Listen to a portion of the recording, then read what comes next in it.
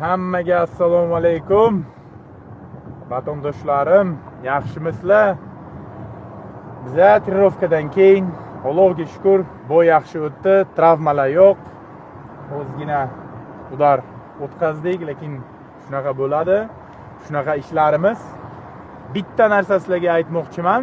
Bizaga 11-12 kun qolganiga bo'yiga taklif bo'ldi. Bo'yiga 93 kiloga olasanmi yo'qmi Mahmud?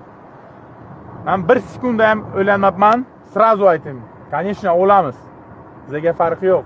Sopernikim eng yaxshi boyets Oktagon ligada, Yevropeyskiy Oktagon ligada.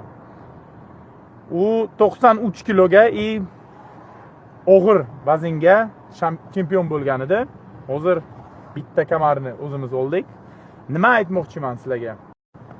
Shu gap bilan sizlarga aytmoqchiman, agar siz mehnat qilsangiz, siz o'ziga ishonsangiz, Allohga ishonsangiz, любой narsa mumkin.